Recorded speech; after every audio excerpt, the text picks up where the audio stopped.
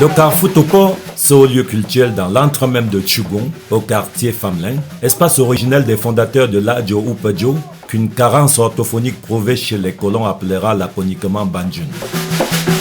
À moins de 500 mètres de ce lieu sacré, la forge de Talomte Kaju, un des vestiges vivants de ce que fut la civilisation glorieuse des hautes terres de l'Ouest camerounais. Conduits dans leur retour aux sources par l'homme de culture Nubisi Wafo, ces jeunes sont certes heureux de visiter le forgeron, mais en même temps, ils sont inquiets.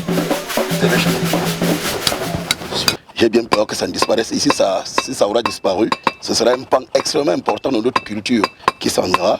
Ça ne devrait pas disparaître parce que il y a encore ici des outils qui sont forgés, qui rentrent dans les rites de notabilité, les rites de purification et même la conservation de nos crânes. Et les papas qui sont là, j'ai peur qu'après eux, qu'il n'y ait plus cet outil qui est même le marqueur de toute une caste. Leur tradition de forte, redoutable et quasi irrésistible érosion affecte ce qui reste du legs de ce peuple autrefois réputé auquel ils s'identifient. C'est une vérité de la palisse. La tradition, c'est le petit bout de bois qui flotte encore lorsque la barque a chaviré. Il faut sauver la forge. Il y va de l'histoire, des valeurs et même de la culture banjun. Nul n'est jamais pris dans une histoire sans y avoir mis la main. À Banjun, comme dans tout le Grassfield, tout ou presque dépend des objets de la forge. Et militer pour sa survie, c'est militer pour une autre vision de la tradition que celle d'un deuil perpétuel.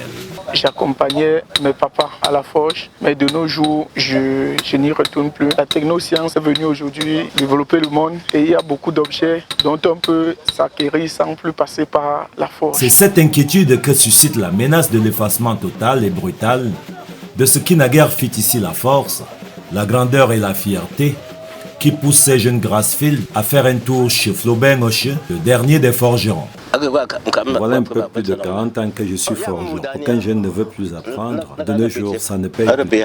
Cette forge très ancienne est l'une des dernières réminiscences vivantes de ce qui fit des temps séculaires jusqu'à une intervalle très récente du royaume de Banjun, l'un des plus conquérants. La forge s'allume et l'on peut me voir près de mon enclume, taper comme un fou.